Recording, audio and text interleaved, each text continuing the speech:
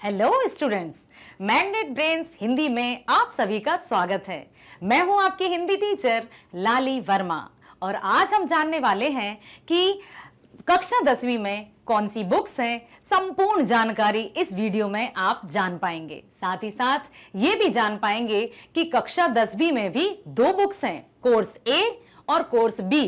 Course ए में दो books हैं, क्षितिज और कृतिका। कोर्स बी में भी दो बुक्स हैं, स्पर्श और संचयन। तो इस वीडियो के अंतर्गत आप संपूर्ण जानकारी, पाठ्यक्रम की संपूर्ण जानकारी देख पाएंगे और समझ पाएंगे। तो आइए हम शुरू करते हैं कोर्स ए। कोर्स ए की बुक क्षितिज। क्षितिज पाठ्य पुस्तक के अंतर्गत पाठ 1 है, महाकवि सूरदास जी द्वारा रचित उद्धव तुम हो अति बड़भागी। सूरदास जी का नाम आप सबने सुना होगा और उद्धव का नाम भी सुना ही होगा। उद्धव कृष्ण के परम भक्त। इस पाठ में उस प्रसंग का वर्णन किया गया है जब श्री कृष्ण द्वारिकाधीश बन जाते हैं और गोपियां उनकी याद में तड़पती रहती हैं, उनकी विरह वेदना में बिलखती रहती हैं। श्री कृष्ण को जब यह आभास होता है तो वो अपने परम मित्र उद्धव जी को, महाज्ञानी उद्धव जी को गोपियों के पास योग संदेश लेकर भेजते हैं। अब हम ये जानेंगे कि योग संदेश पाकर गोपियों की क्या स्थिति हुई होगी। इस पाठ में हम यही पढ़ेंगे।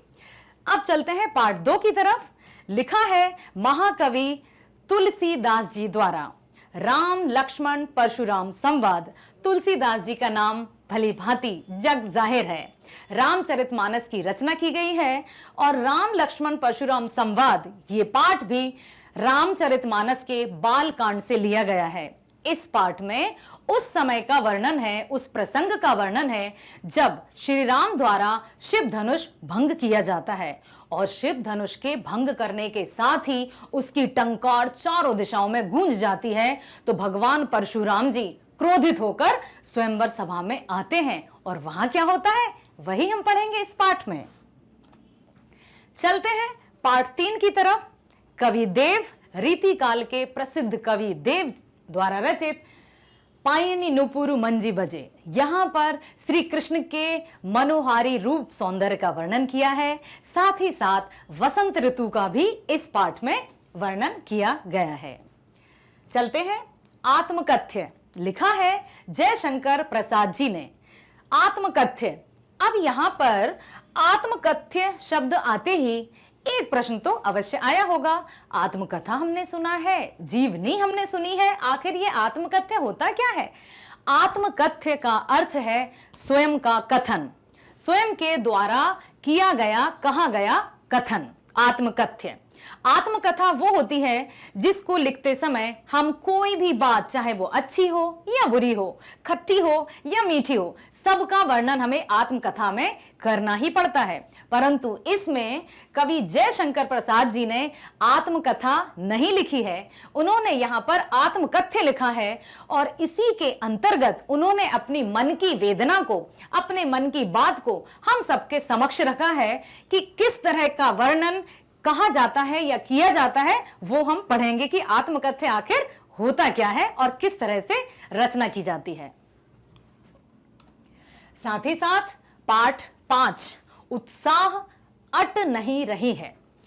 कवि सूर्यकांत त्रिपाठी निराला। आपने छायावादी कवियों के बारे में सुना होगा, नहीं सुना होगा तो सुन लीजिए। छायावादी कवि। छायावादी कवि कौन होते हैं? जो अपने मन के विचारों को प्रकृति के साथ तालमेल बिठाकर रचना करते हैं। 4 छायावादी आधार स्तंभ माने जाते हैं। इन शॉर्ट में बता देती हूं। पंत, प्रसाद, वर्मा, निराला। पंत सुमित्रा नंदन पंत, ठीक है। प्रसाद जयशंकर प्रसाद, वर्मा महादेवी वर्मा और निराला सूर्यकांत त्रिपाठी निराला। ये छायावादी काव्य के आधार स्तंभ माने जाते हैं। तो इस पाठ 5 में हम देखेंगे कि उत्साह और अट नहीं रही है। यहां 2 कविताओं को शामिल किया गया है। उत्साह कविता में बादलों को बुलाया गया है, अर्थात उत्साह कविता आवाहन गीत है।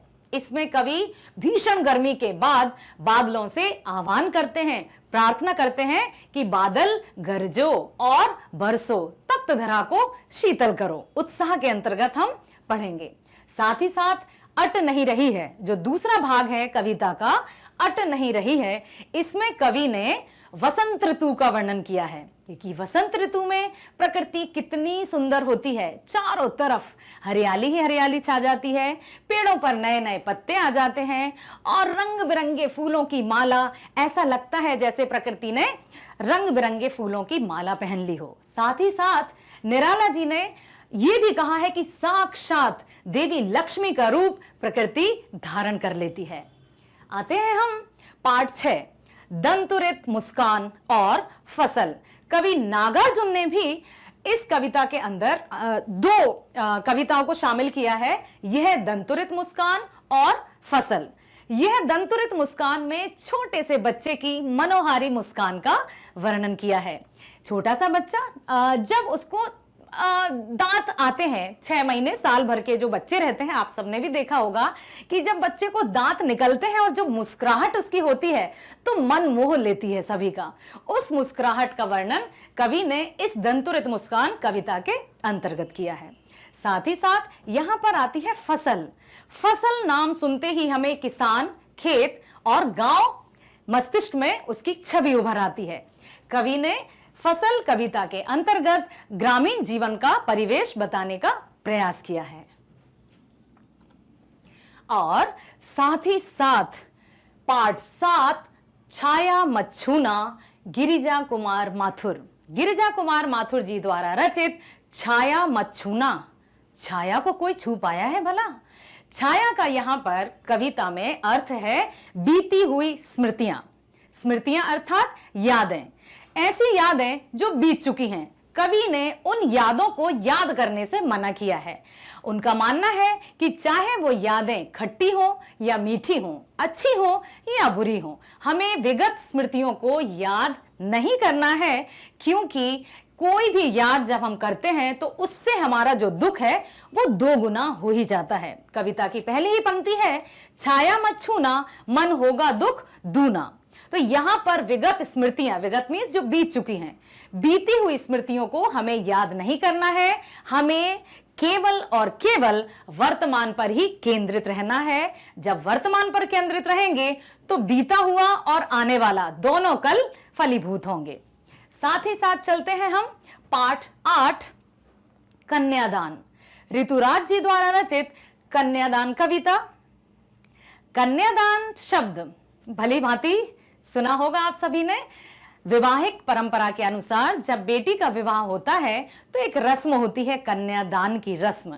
तो इस कविता में मां अपनी बेटी को सीख देती है। उसके विवाह के दौरान अपनी बेटी से यह कहती है कि बेटी, विवाह के बाद तुम अपनी पारंपरिक और जो भी संस्कृति हैं, रीति रिवाज हैं, उनको अपने मन में सहेज कर रखना, परंतु अन्याय से या अन्याय का सामना तो डट कर करना, लेकिन उसके सामने झुकना नहीं। एक और पंक्ति आई है, अटपटी सी है, आप सुनेंगे तो बड़ा अचरज होगा आपको कि लड़की होना पर लड़की की तरह दिखाई मत देना। अब यहां पर कवि कहना चाहते हैं कि जो जमाना देखते आया है, जो रीति रिवाज चले आ रहे हैं, जो समाज लड़की को देखते आया है कि लड़कियों का काम है सिर्फ घरेलू काम, खाना बनाना, बच्चों का पालन पोषण करना, सिर्फ इतना ही। परंतु आज आप भी भली भांति देख सकते हैं चारों तरफ कि किस तरह से महिलाओं ने, लड़कियों ने अपने आप को एक नई पहचान दी है। तो इस कविता के अंतर्गत हम पढ़ेंगे कि किस तरह से मां अपनी बेटी को सीख देती है। साथ ही साथ पाठ 9, संगतकार। लिखा है मंगलेश डबराल जी द्वारा। संगतकार। अब इस कविता का नाम सुनते ही क्या लग रहा है आपको? संगतकार। क्या कोई संगीत से संबंधित है या कोई दोस्ती या मित्रता से संबंधित है? सही समझ रहे हैं आप।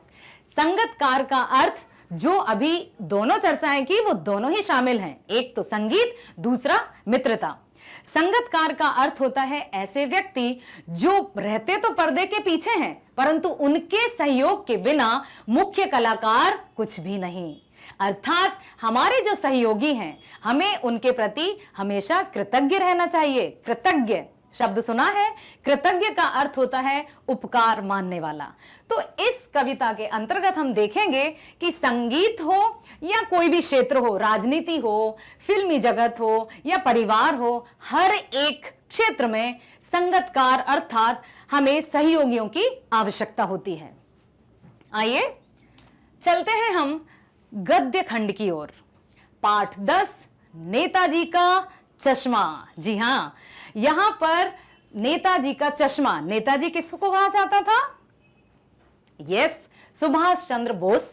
ठीक है, तो यहां पर स्वयं प्रकाश जी ने नेताजी सुभाष चंद्र बोस की जीवन के बारे में चर्चा की है कि एक गांव था, उसमें सुभाष चंद्र बोस की मूर्ति तो थी परंतु मूर्ति पर चश्मा नहीं था।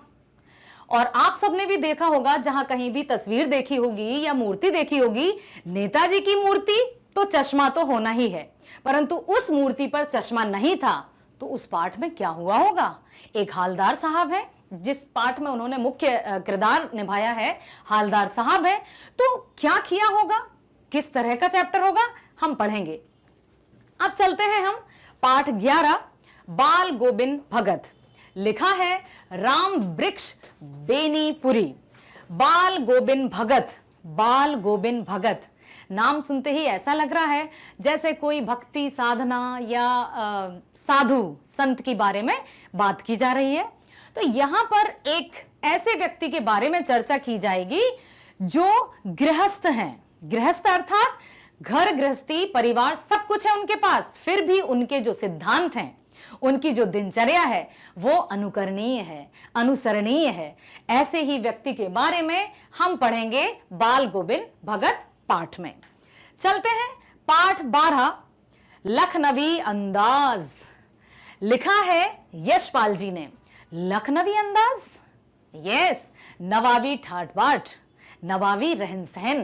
तो यहां पर लेखक यशपाल जी ट्रेन के डब्बे में सफर करते हैं, सेकंड क्लास के डब्बे में, और वहां पर एक नवाब साहब बड़े ठाट बाट से बैठे रहते हैं और उनसे क्या चर्चा उनकी हुई, नवाब साहब ने क्या उनसे बात करने की कोई दिलचस्पी दिखाई या नहीं, बाद में लेखक को कैसा प्रतीत हुआ, कैसा महसूस हुआ, वही सब हम इस पाठ के अंतर्गत पढ़ेंगे। अब सुनिए पाठ 13 मानवीय करुणा की दिव्य चमक। लिखा है सर्वेश्वर दयाल सक्सेना जी ने। मानवीय करुणा की दिव्य चमक। देखिए बेटा, मानव हैं हम तो हमें मानवीय गुण अवश्य होना चाहिए, है ना। तो यहां पर एक ऐसे विदेशी व्यक्ति की बात की जा रही है जो जन्मे भारत में नहीं थे, परंतु उन्होंने अपनी कर्म भूमि भारत को ही बनाया। ना केवल भारतीय संस्कृति से पूर्ण रूप से वो प्रभावित हुए, बल्कि उन्होंने अंतिम समय तक भारत भूमि में रहकर भारतीय संस्कृति और हमारी मातृभाषा, राजभाषा हिंदी को समृद्ध करने में कई योगदान दिए। एक ऐसे व्यक्ति जो जन्मे तो थे यूरोप के रैम्स चैपल शहर में, परंतु भारत में आकर उन्होंने राम कथा उत्पत्ति और विकास और हिंदी शब्दकोश, हिंदी से उन्होंने पीएचडी की, है ना। ये हम पढ़ेंगे इस पाठ में। चलते हैं आगे पाठ 14 एक कहानी यह भी। एक कहानी यह भी लिखा है मन्नू भंडारी जी ने। एक कहानी यह भी में मन्नू भंडारी जी ने अपने जीवन पर रचना की है। उन्होंने बताया है कि किस तरह से उनको अपने बचपन से लेकर विवाह के उपरांत तक संघर्ष करने पड़े और लड़की होने के नाते उनको कितनी सारी बातें सुननी पड़ी, ये सब चर्चा यहां पर की गई है। और साथ ही साथ उन्होंने अपनी हिम्मत और अपनी अध्यापिका की सहायता से बहुत सारे ऐसे कार्य किए जो हम सब सुनेंगे, पढ़ेंगे और अनुसरण भी करेंगे। अब चलते हैं हम पाठ 15 स्त्री शिक्षा के विरोधी कुतर्कों का खंडन। लिखा है महावीर प्रसाद द्विवेदी जी ने। पाठ का नाम है स्त्री शिक्षा के विरोधी कुतर्कों का खंडन। स्त्री शिक्षा के विरोधी कुतर्कों का खंडन। एक तो नाम आप सोच रहे होंगे ये कैसा नाम है, तो पहले तो मैं इस शीर्षक का आपको अर्थ बता देती हूं। स्त्री शिक्षा के विरोध में समाज रहा है। माना जाता था कि यदि लड़कियां पढ़ेंगी तो वो कटाक्ष करेंगी या तर्क वितर्क करेंगी, तो लड़कियों का काम सिर्फ और सिर्फ घरेलू है।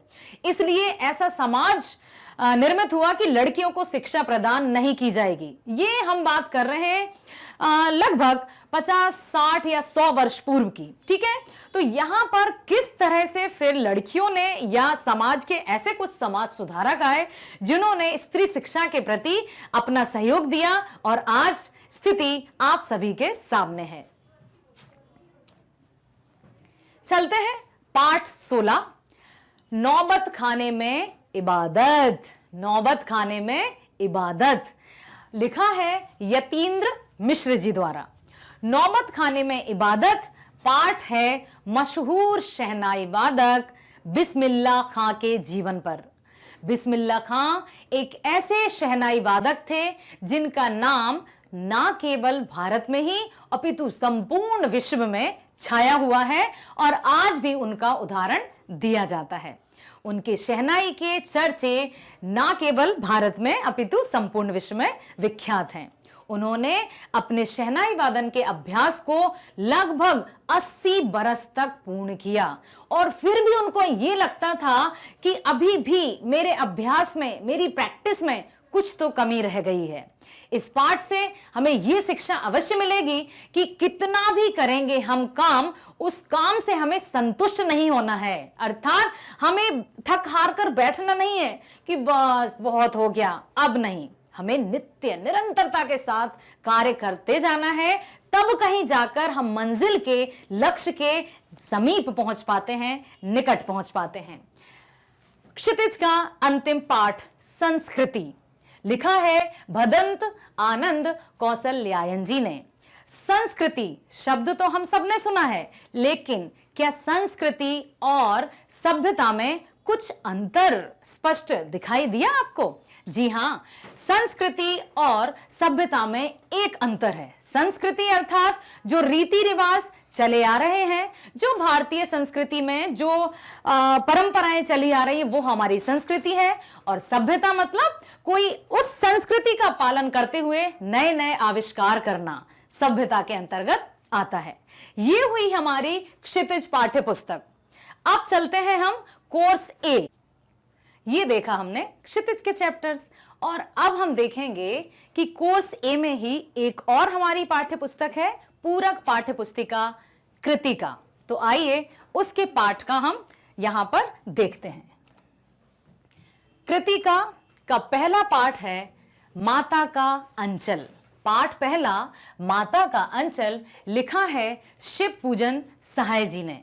यहां पर शिव पूजन सहाय ने अपने ही बचपन का वर्णन किया है, साथ ही साथ मां की ममता का भी वर्णन किया है। आप सभी ने वो गाना तो सुना ही होगा, एक पंक्ति सुना देती हूं। तू कितनी अच्छी है, तू कितनी भोली है, प्यारी प्यारी है ओ माँ, ओ माँ। यस, इस पाठ में हम माँ की ममता, माँ का स्नेह, माँ के वात्सल्य के बारे में पढ़ेंगे। चलते हैं पाठ 2, जॉर्ज पंचम की नाक। लिखा है कमलेश्वर जी ने। जॉर्ज पंचम की नाक, क्या होगा इस पाठ में? इस पाठ में उस समय का वर्णन है जब हमारे भारत देश को स्वतंत्रता प्राप्त हुई थी, और इंडिया गेट पर एक स्टैच्यू, एक मूर्ति थी जॉर्ज पंचम की। मूर्ति तो ठीक ठाक थी, परंतु उसकी नाक कटी हुई थी। अब उसकी नाक क्यों कटी हुई थी, और उसकी नाक को लगवाने के लिए सरकारी तंत्र में कौन कौन से प्रयास किए गए, पाठ के दौरान ही आप जान पाएंगे। चलते हैं पाठ 3, साना साना हाथ जोड़ी। साना साना हाथ जोड़ी, ये चैप्टर, ये शीर्षक, क्या अर्थ है इसका? छोटे छोटे हाथों को जोड़कर प्रार्थना करती एक नेपाली युवती। तो यहां पर मधु कांकरिया जी ने अपनी यात्रा का वर्णन किया है, तिब्बत की यात्रा का वर्णन किया है, सिक्किम की यात्रा का वर्णन किया है और यह बताया है कि किस तरह से वहां के लोग मेहनत करते हैं और अपना जीवन यापन करते हैं। ना केवल पुरुष बल्कि स्त्रियां भी उन्हीं के साथ मेहनत करती हैं। छोटे छोटे बच्चे भी पहाड़ी को चढ़कर स्कूल जाते हैं और मवेशियों को भी चराते हैं। मवेशी क्या होते हैं? पालतू जानवर। और इतना सब इसलिए गैंगटोक को मेहनतकश बादशाहों का शहर कहा जाता है। इस पाठ में पढ़ेंगे हम। चलते हैं पाठ 4, यही ठैया झुलनी हैरानी हो रामा। क्या सोच रहे हैं आप कि ये पाठ, ये टाइटल क्या है? यही ठैया झुलनी हैरानी हो रामा, शिव प्रसाद मिश्र रुद्र जी द्वारा लिखित। ये पाठ का जो शीर्षक है, इसमें एक नृत्यांगना है जिसने अपने जीवन पर आधारित लिखा है और इस शीर्षक का अर्थ है, ये वही स्थान है जिस स्थान पर मेरी नाक की नथनी खो गई थी। यही ठैया झुलनी हैरानी ओ रामा, यह वही स्थान है जहां पर मेरी नाक की नथनी खो गई थी। इस पाठ में हम पढ़ेंगे एक नृत्यांगना के जीवन के बारे में। आगे है पाठ 5, मैं क्यों लिखता हूं। लिखा है लेखक अज्ञे जी द्वारा। इसमें कवि ने हिरोशिमा और नागासाकी पर जो बमबारी हुई थी उसका वर्णन किया है। तो बच्चों, ये तो रहा हमारा हिंदी भाग 2 कोर्स ए पाठ्य पुस्तक का सिलेबस।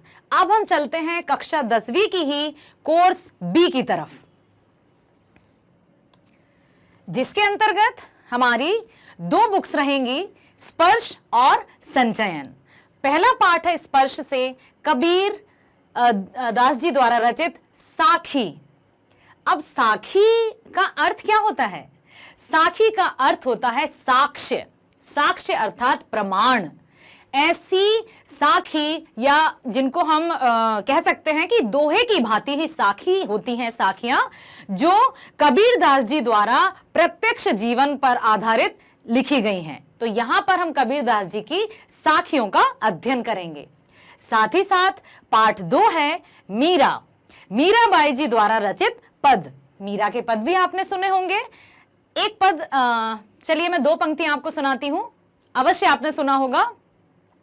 पायो जी मैंने राम रतन धन पायो, पायो जी मैंने राम रतन धन पायो, वस्तु अमोलिक दी मेरे सतगुरु, कृपा कर अपनायो, पायो जी मैंने राम रतन धन पायो। मीराबाई के पद हम पढ़ेंगे, उसके अंतर्गत मीराबाई की रचनाओं को हम देखेंगे कि किस तरह से मीराबाई ने अपना संपूर्ण जीवन श्री कृष्ण पर न्यौछावर कर दिया था।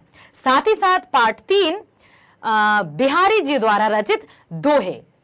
बिहारी कवि, उनका मुख्य जो है बिहारी सतसई में दोहे हैं, जिसमें लगभग 700 दोहे हैं। तो उन्हीं दोहे में से कुछ दोहे की चर्चा हम यहां करेंगे। काव्य 3 पर चलते हैं, 3 हो गया है, 4 पर चलते हैं। मैथिली शरण गुप्त जी द्वारा रचित मनुष्यता। मनुष्यता क्या है? मानवता क्या है? क्या सिर्फ 2 पैरों पर खड़े होकर एक अच्छे से सिर, हाथ, मुंह, पैर, यही मानव है? नहीं। हम में जब तक मानव मूल्य नहीं होंगे, मनुष्यता नहीं होगी, हमें मनुष्य कहलाने का कोई अधिकार नहीं है। तो इस कविता में कवि मैथिली शरण गुप्त जी द्वारा मनुष्यता की परिभाषा दी गई है कि किस तरह से मानव जीवन में परोपकार की भावना, करुणा की भावना और दया की भावना, ये जो मूल्य हैं हमारे अंदर अवश्य विद्यमान होने चाहिए। साथ ही साथ सुमित्रा नंदन पंत जी द्वारा रचित पर्वत प्रदेश में पावस। अब पर्वत प्रदेश में पावस अर्थात ऐसी रचना, पंत जी वैसे भी छायावादी कवियों में से एक है। पिछले अभी हमने चर्चा की थी कि छायावादी कवि कौन होते हैं? जो अपने मन के विचारों को बाहरी प्रकृति से संबंधित करके रचना करते हैं। तो पंत जी ने इसमें पर्वत प्रदेश में पावस में ऐसी रचना है जो कविता जब आप पढ़ेंगे तो लगेगा कि हम किसी चार दीवारी के अंदर नहीं, हम किसी कमरे या घर में नहीं, हमें ऐसा प्रतीत होगा कि हम खुले वातावरण में प्रकृति के सानिध्य में बैठे हुए हैं। साथ ही साथ चलते हैं महादेवी वर्मा जी द्वारा रचित मधुर मधुर मेरे दीपक जल। किस तरह से मनुष्य का जीवन है, किस तरह की पावनता लिए, पवित्रता लिए हमें अपना जीवन बिताना है, इसी पर आधारित महादेवी वर्मा जी का ये कविता है। साथ ही साथ वीरेन डंगलवाल जी द्वारा रचित तोप, इसमें हम पढ़ेंगे स्वतंत्रता सेनानियों द्वारा अपनी भूमिका, किस तरह से भारत भूमि को आजाद कराने में स्वतंत्रता सेनानियों ने अपने रक्त की अंतिम बूंद तक भी मातृभूमि की रक्षा के लिए समर्पित रहे, वह इस कविता में हम पढ़ेंगे। कैफी आजमी द्वारा रचित कर चले हम फिदा, अवश्य आपने ये देशभक्ति गीत सुना होगा। कर चले हम फिदा जानो तन साथियों, अब तुम्हारे हवाले वतन साथियों। ये कविता लिखी है कैफी आजमी द्वारा और इसके अंतर्गत हम जानेंगे कि किस तरह से हमारे वीर सपूत, वीर सिपाही सीमा पर तैनात रहकर हम सबकी रक्षा करते हैं, रात दिन रात जागकर अपने जीवन का सर्वस्व न्यौछावर मातृभूमि पर कर कर हम सब आम आदमियों की रक्षा और सुरक्षा के लिए तैनात रहते हैं। साथ ही साथ रविंद्रनाथ ठाकुर जी द्वारा रचित आत्मत्राण, कि आखिर ये जो हमारा जीवन है, आत्मा है, हम क्या कर सकते हैं, हमारे मन के भाव पवित्र होंगे तो आपने सुना होगा ना बेटा, जाकी रही भावना जैसी प्रभु मूरत देखी तिन तैसी, यथा दृष्टि तथा सृष्टि, अर्थात जिस नजर से हम दुनिया को देखेंगे दुनिया हमें वैसी ही नजर आएगी। चलते हैं गद्य खंड की ओर। मुंशी प्रेमचंद जी का नाम तो आपने सुना ही होगा, कक्षा 9वीं में भी आप पाठ पढ़ चुके हैं। बड़े भाई साहब, बहुत ही रोचक कहानी है। बड़े भाई साहब, बड़ा अच्छा लगता है सुनकर ना, बड़े भाई साहब हैं ये तो। लेकिन कभी बड़े भाई साहब से जाकर पूछा कि उनको बड़ा बड़ा बड़ा सुनकर कैसा लगता होगा?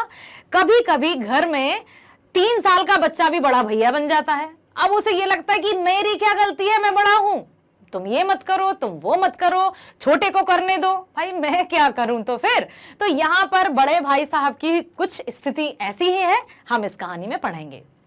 साथ ही साथ गद्य खंड का ही सीताराम से कसरिया जी द्वारा रचित डायरी का एक पन्ना, जिसमें उन्होंने अपने जीवन का वृतांत हम सबके समक्ष रखने का प्रयास किया है। लीलाधर मंडलोई जी द्वारा तंतारा वमीरो कथा, इसमें भी उन्होंने अपना पूरा संपूर्ण जीवन और किस तरह से जो वातावरण है उसका वर्णन किया है। प्रहलाद अग्रवाल जी द्वारा रचित तीसरी कसम के शिल्पकार शैलेंद्र, उन्होंने इस पाठ में यह बताया है कि पुरानी जो परंपराएं रहती थी, रीति रिवाज रहते थे, किस तरह के शिल्पकार अपना पूरा जीवन समर्पित करते थे, किस तरह की रचनाएं या कारीगरी वो करते थे, यहां पर हम इस पाठ में पढ़ेंगे। अंतोन चेखव, नाम देखिए, लिखा है गिरगिट। आपने ये गिरगिट शब्द और इससे संबंधित मुहावरे भी सुने होंगे कि गिरगिट की तरह रंग मत बदलो भाई। बिल्कुल सही समझे आप कि ये जो चैप्टर है उसमें यही बताया है लेखक ने, अंतोन चेखव जी ने, कि किस तरह से व्यक्ति 10 क्या अनेकों मुखौटे लगाकर इस दुनिया में भ्रमण करता रहता है। देखिए बेटा, जब बात करें हम दशानन रावण की, तो उसको जो वरदान था कि उसके 10 शीश हैं, सबको दिखाई देते थे। यदि हम बात करें राक्षसों की, तो खतरनाक से राक्षस रहते थे, बड़े बड़े दांत, ये बड़ा शरीर, तो दूर से देखकर ही समझ में आ जाता था कि अरे ये तो राक्षस है। परंतु यदि आज की दुनिया में देखें तो कुछ नहीं समझ सकते कि कौन भला है कौन बुरा है। अर्थात व्यक्ति को रंग बदलते देर नहीं लगती। आजकल व्यक्ति व्यवहारिक नहीं व्यवसायिक अधिक हो गए हैं। जहां से मुनाफा अधिक होता है वहीं से व्यवहार और संबंध मधुर बना लिए जाते हैं। तो व्यक्ति की जो छवि है, व्यक्ति की जो इमेज है, वो इस पाठ के माध्यम से हम पढ़ेंगे। निदा फाजली द्वारा रचित अब कहां दूसरे के दुख से दुखी होने वाले। क्या हो रहा है, कौन दुखी है, किसके पास क्या नहीं है, इसकी परवाह व्यक्ति नहीं करता है।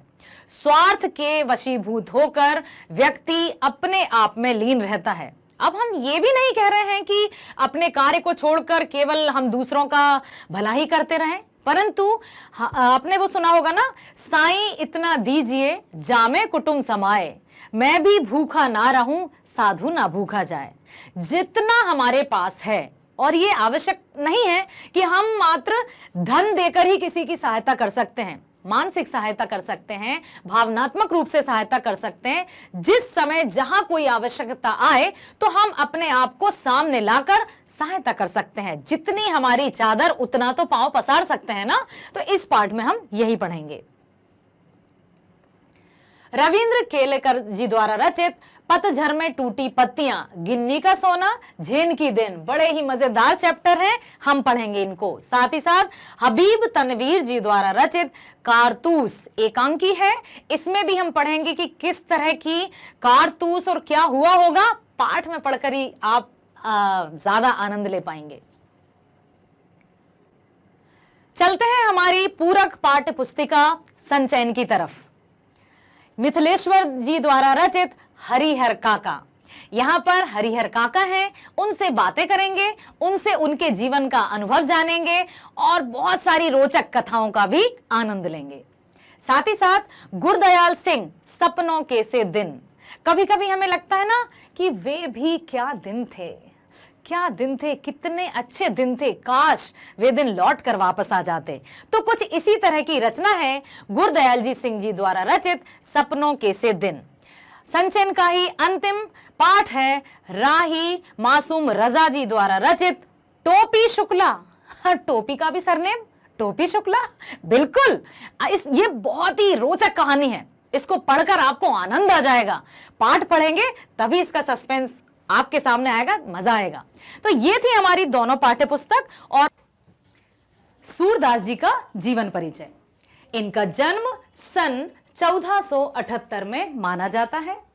एक मान्यता के अनुसार इनका जन्म मथुरा के निकट रूनकता या रेणुका क्षेत्र में हुआ था, जबकि दूसरी मान्यता के अनुसार इनका जन्म स्थान दिल्ली के पास सीही में माना जाता है। महाप्रभु बल्लवाचार्य के शिष्य सूरदास अष्टछाप के कवियों में सर्वाधिक प्रसिद्ध हैं।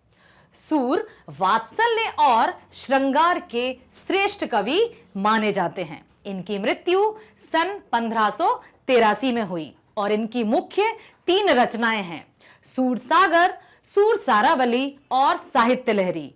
ये जो हम पढ़ने जा रहे हैं आज का पद, वो सूर सागर के भ्रमर गीत से लिया गया है। सबसे पहला पद, सूरदास के पद में सबसे पहला पद है, सुनिएगा ध्यान से। यहां पर आप देख सकते हैं कि सूर सागर किस तरह से सूरदास जी जन्म आंध होते हुए भी कृष्ण भक्ति में लीन थे और कृष्ण भक्ति से संबंधित ही उनकी रचनाओं में आप कृष्ण के रूप सौंदर्य का वर्णन देखेंगे। और ये जो सूर सागर और भ्रमर गीत से लिया गया है, ब्रज भाषा में लिखा गया है। उद्धव तुम हो अति बड़भागी, अपरस रहत स्नेह तगाते, नाहिन मन अनुरागी। पुरेनी पात रहत जल भीतर, तारस देह ना दागी। ज्यों जल माह तेल की गागरी, बूंद न ताको लागी। प्रीत नदी में पाव न बोर्यो, दृष्टि न रूप परागी। सूरदास अब लाहम भोरी, गुर चाटी ज्यों पागी। बच्चों ध्यान से सुनिएगा, इस पद में कवि सूरदास जी ने उस समय उस प्रसंग का वर्णन किया है जब श्री कृष्ण वृंदावन से मथुरा चले जाते हैं और द्वारिकाधीश बन जाते हैं। जब गोपियों ने ये देखा कि श्री कृष्ण कई दिन हो गए, कई दिवस, कई रात्रि उनकी प्रतीक्षा में बिताए और विरह वेदना में वे बिलखती रहीं। विरह और वेदना, विरह मीन्स बिछड़ना, वेदना मीन्स दुख। श्री कृष्ण की याद में गोपियां तड़पती रहीं। वहां श्री कृष्ण को सब कुछ पता था कि गोपियों का हाल बुरा है। इसलिए उन्होंने अपने परम मित्र ब्रह्म ज्ञानी उद्धव को गोपियों के पास भेजा। और किस उम्मीद से भेजा? इस उम्मीद से भेजा कि उद्धव जी जाएंगे और उनको योग संदेश देंगे जिससे गोपियां श्री कृष्ण को भूल जाएंगी।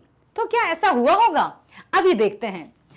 प्रथम जो पंक्ति है, जैसे ही उद्धव जी गोपियों के पास आते हैं और उनसे कहते हैं कि श्री कृष्ण ने आपके लिए संदेशा भेजा है।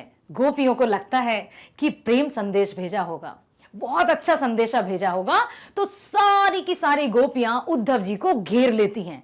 लेकिन हुआ क्या? प्रेम संदेश के स्थान पर योग संदेश हाथ लगा, तो गोपियों की मन स्थिति और बिगड़ गई और वो क्या कहने लगी? व्यंगात्मक रूप से उद्धव जी को ताने देने लगी, उल्लाहने देने लगी और क्या कहने लगी? उद्धव तुम हो अति बड़भागी। अब यहां पर गोपियां उद्धव जी को बड़भागी अर्थात भाग्यवान कहती हैं।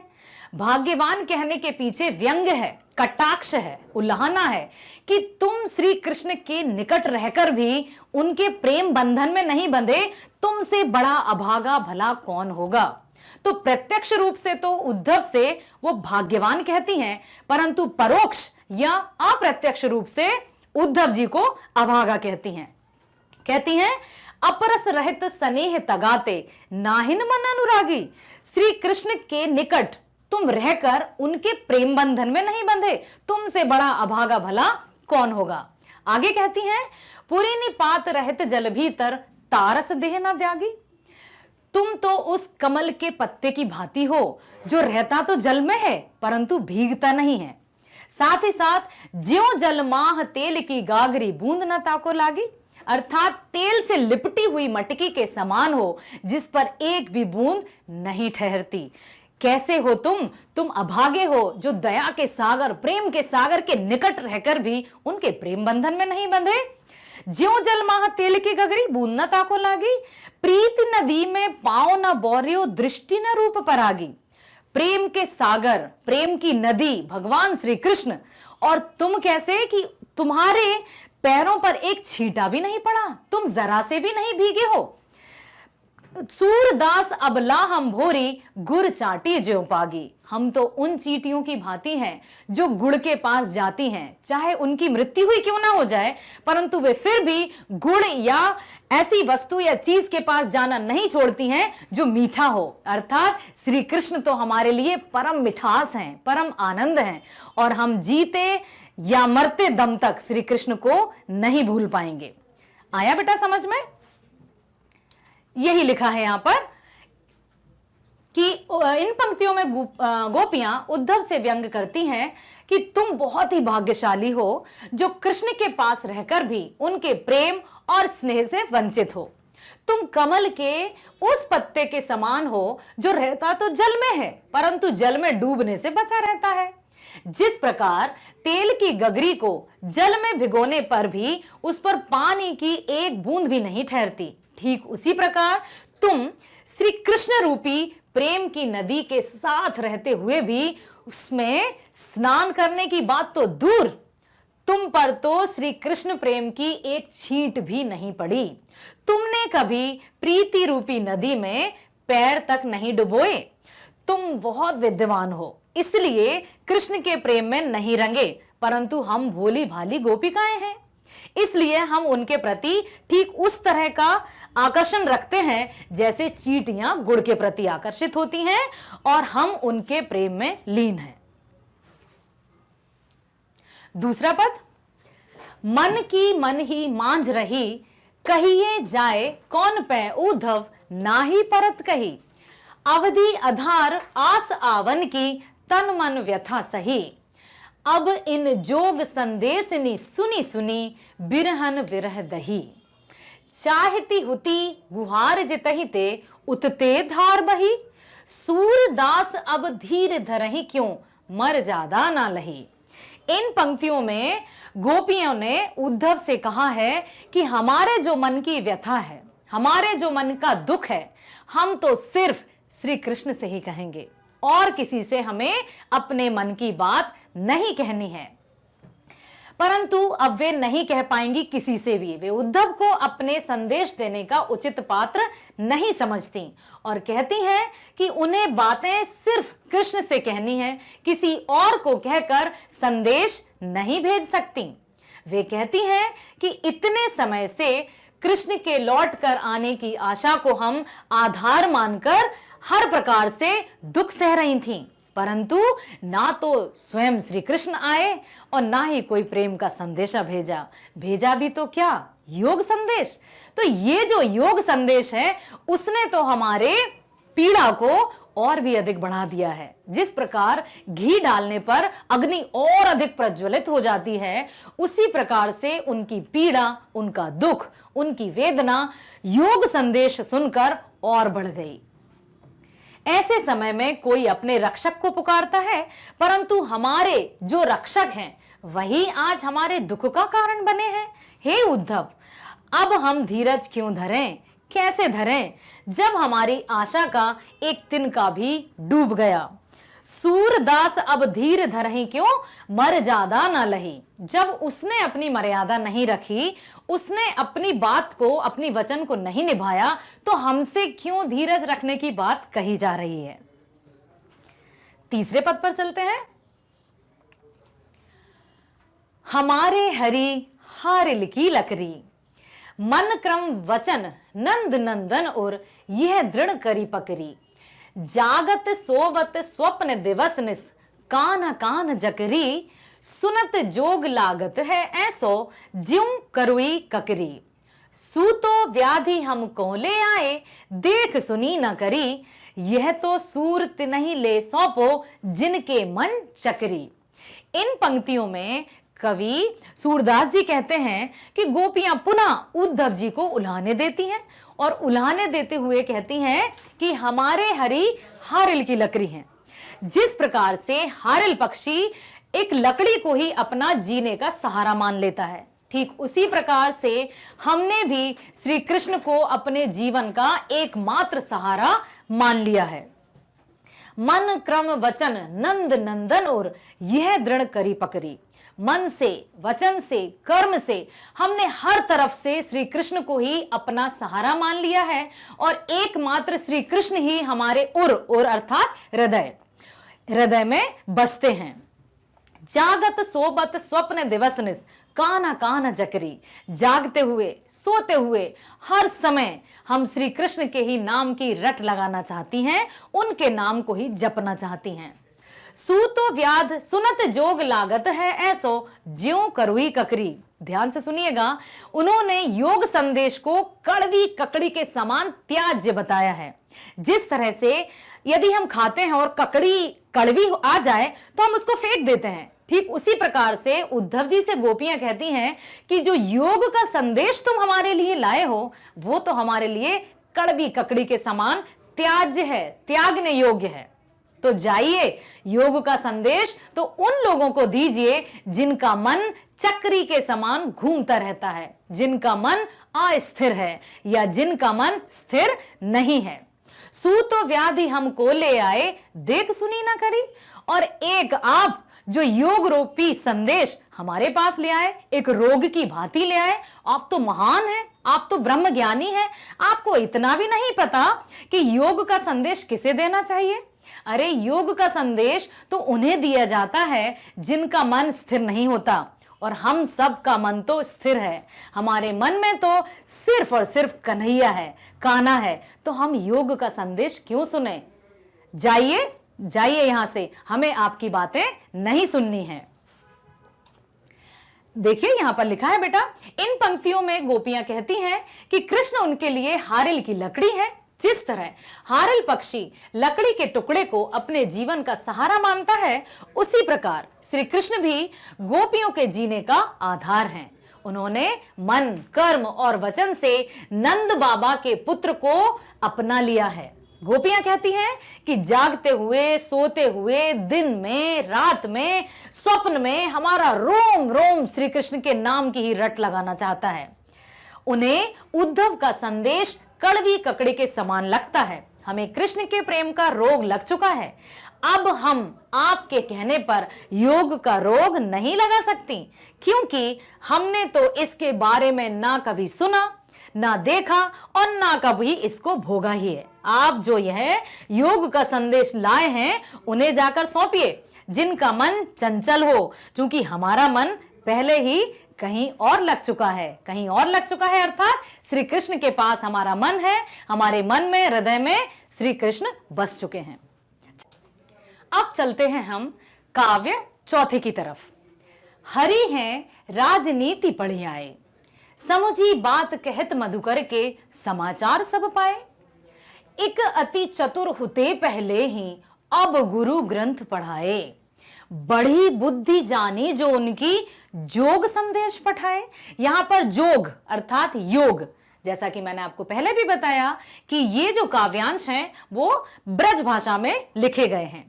ऊधव भले लोग आगे के परहित डोलत धाये, अब अपने मन फेर पाहिए चलत जो होते चुराए।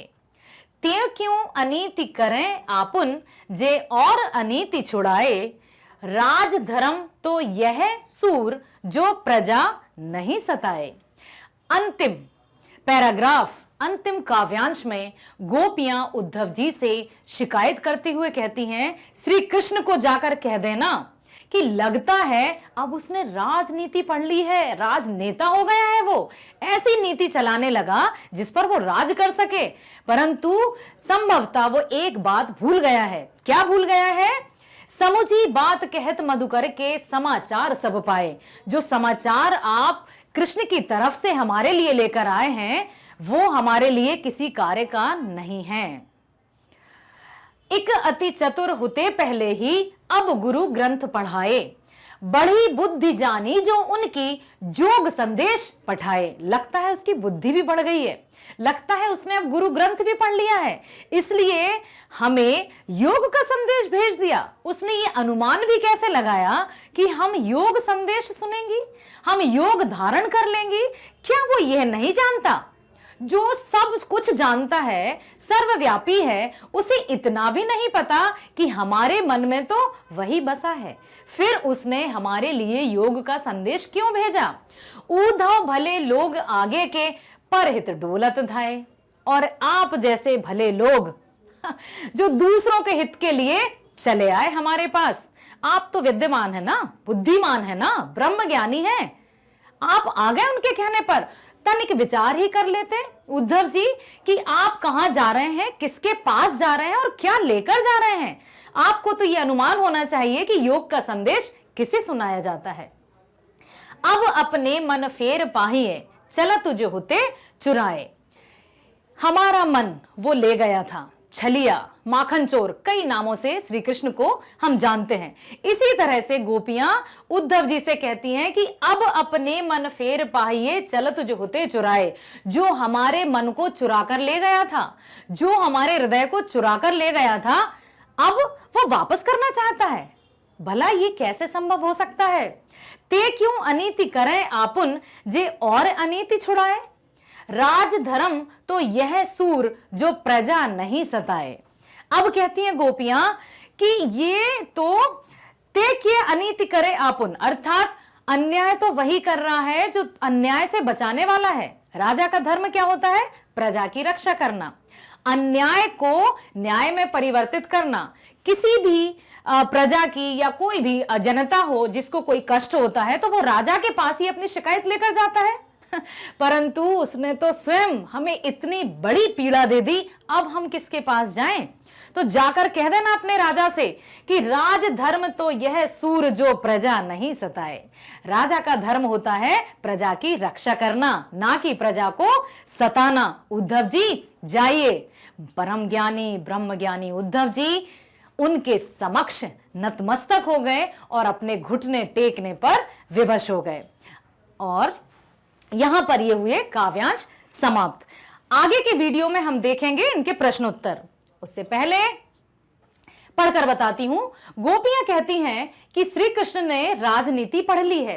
गोपियां बात करती हुई व्यंग पूर्वक कहती हैं कि वे तो पहले ही बहुत चालाक थे, पर अब उन्होंने बड़े बड़े ग्रंथ पढ़ लिए हैं जिससे उनकी बुद्धि बढ़ गई है। तभी तो हमारे बारे में सब कुछ जानते हुए भी उन्होंने हमारे पास उद्धव से योग का संदेश भेजा है।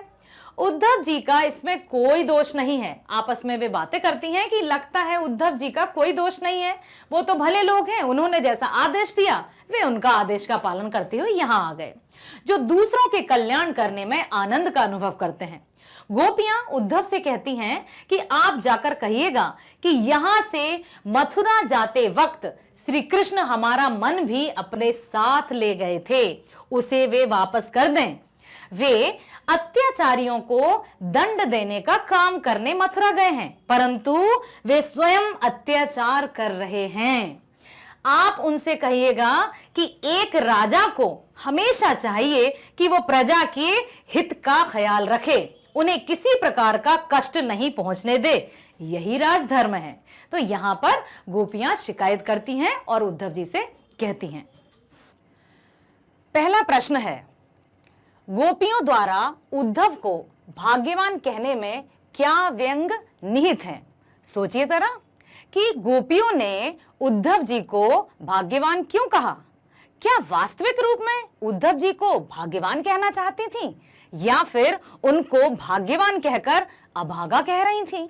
तो पहले प्रश्न का उत्तर यह है, गोपियों द्वारा उद्धव को भाग्यवान कहने में यह व्यंग निहित है कि उद्धव वास्तव में भाग्यवान ना होकर अति भाग्यहीन हैं। वे कृष्ण रूपी सौंदर्य तथा प्रेम रस के सागर के सानिध्य में रहते हुए भी उस असीम आनंद से वंचित हैं। वे प्रेम बंधन में बंधने एवं मन के प्रेम में अनुरक्त होने की सुखद अनुभूति से पूर्णतः अपरिचित हैं। यही तो बताना चाहती थी गोपियां कि आप भाग्यशाली हो व्यंग्यात्मक रूप में, लेकिन परोक्ष रूप से उनको भाग्यहीन कहना चाहती थी। तो पहले प्रश्न का उत्तर समझ में आया होगा। चलते हैं दूसरे प्रश्न की तरफ। दूसरा प्रश्न है, उद्धव के व्यवहार की तुलना किस किस से की गई है? सोचिए जरा, हमने काव्य पढ़े, उनकी व्याख्या भी सुनी, तो सोचिए कौन कौन से ऐसे तत्व थे या कौन कौन सी ऐसी बातें थी, गोपियों ने क्या उदाहरण दिए थे उद्धव को?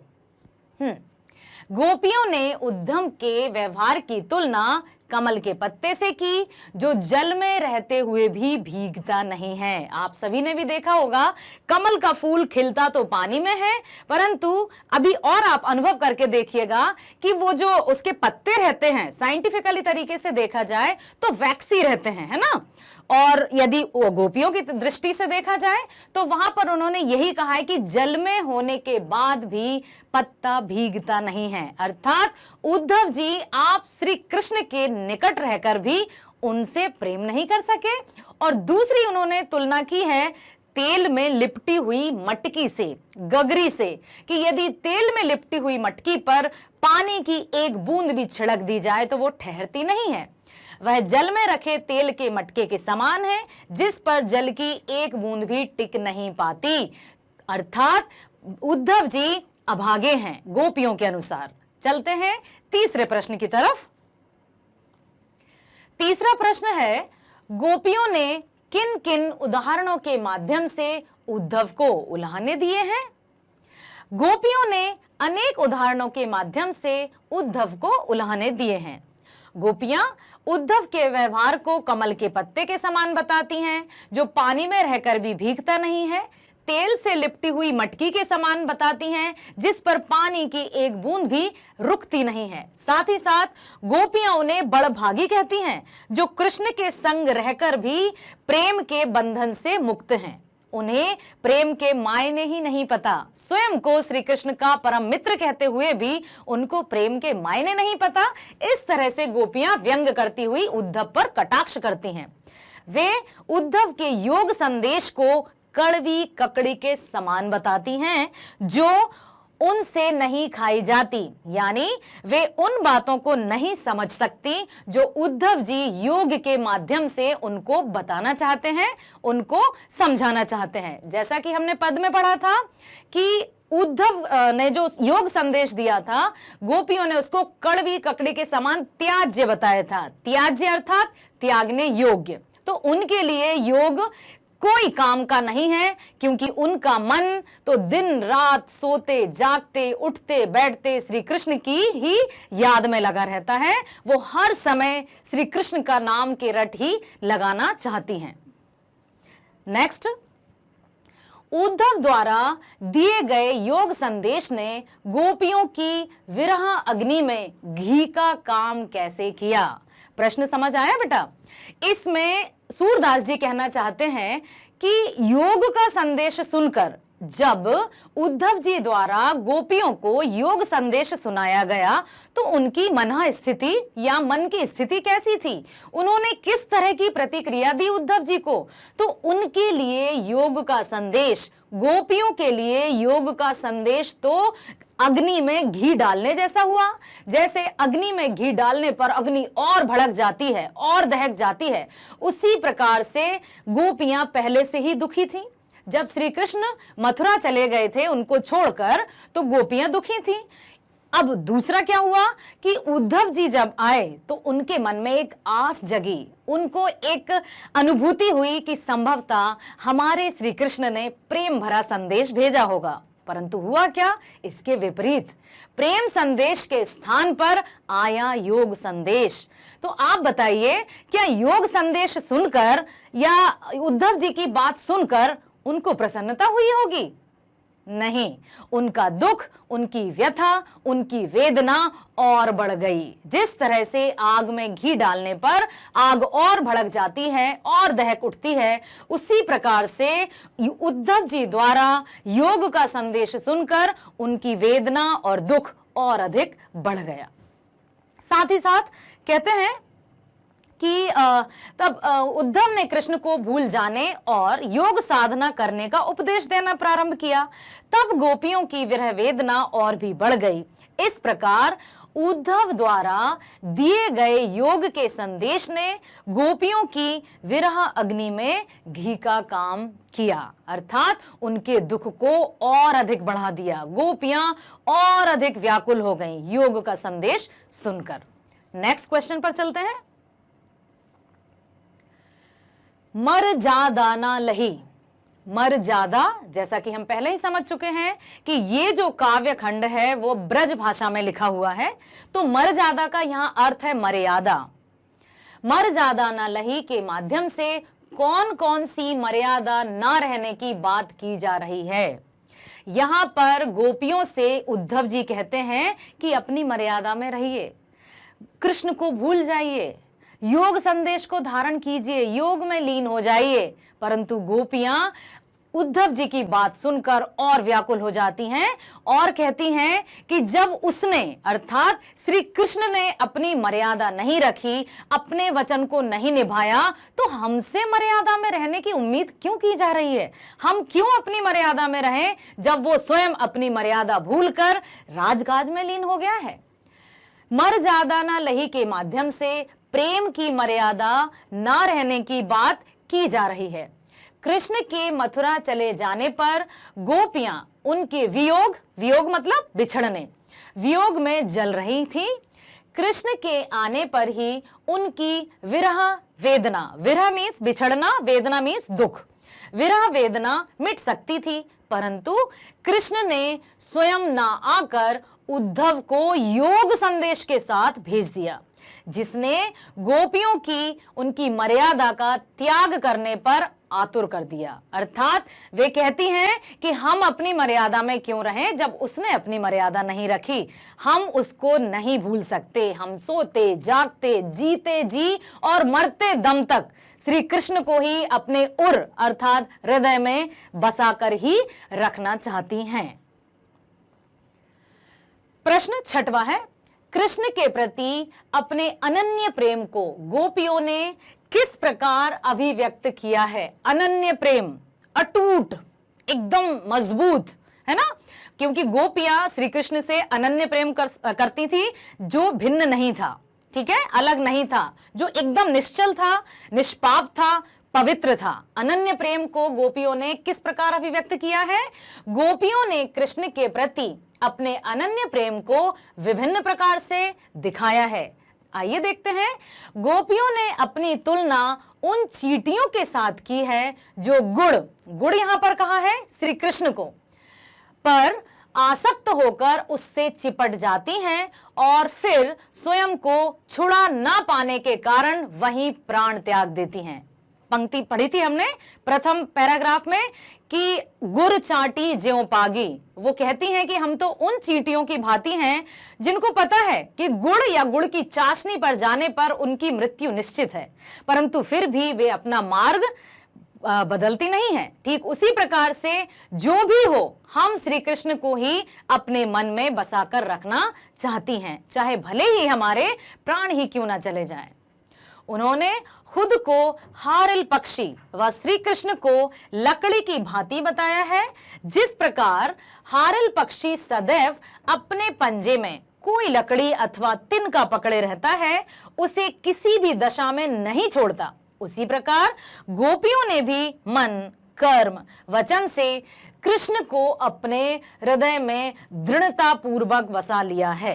वे जागते सोते स्वप्न अवस्था में दिन रात कृष्ण कृष्ण की ही रट लगाए रहती हैं। जैसा कि हमने पढ़ा था कि हमारे हरि हारिल की लकड़ी, अर्थात हारिल एक पक्षी होता है जो अपने पंजों में हमेशा एक तिनका या लकड़ी को थामे रहता है और उसी को सहारा मानता है, उसी को आधार मानता है जीने का।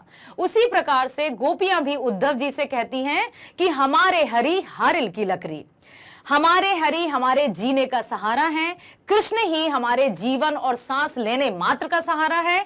हम उसके बिना या उसके नाम को लिए बिना जी नहीं सकते हैं। अर्थात ये योग संदेश जाइए किसी और को सुनाइए। हमारा मन तो एकाग्रचित है, एक चित है, एक निष्ठा से हम श्री कृष्ण को ही अपने मन और तन सोते जागते यहां पर हृदय में उर में बसाकर रख रही हैं। तो हमें इस योग की आवश्यकता नहीं है। उद्धव जी, आप तो परम ज्ञानी हैं, तो यहां से प्रस्थान कीजिए। नेक्स्ट, गोपियों ने उद्धव से योग की शिक्षा कैसे लोगों को देने की बात कही है? उत्तर बताइए। आया होगा, आपने लास्ट वीडियो देखा होगा कि उद्धव से योग की शिक्षा किस तरह से देने की बात की है। गोपियां क्या कहती हैं कि योग की शिक्षा किसे देना चाहिए? उन्होंने कहा है कि जिनके मन चक्री के समान हो। चक्री समझते हैं? घूमने वाली चक्री, मेले में देखी होगी आपने। मतलब जिनका मन स्थिर नहीं हो, अस्थिर हो, भटकता रहता हो, चंचल हो, तो योग की शिक्षा तो ऐसे लोगों को दी जाती है जिनका मन स्थिर नहीं होता या जिनका मन पल पल भटकता रहता है। परंतु हमारा मन तो स्थिर है, हमारे मन में तो सिर्फ और सिर्फ केवल श्री कृष्ण ही हैं।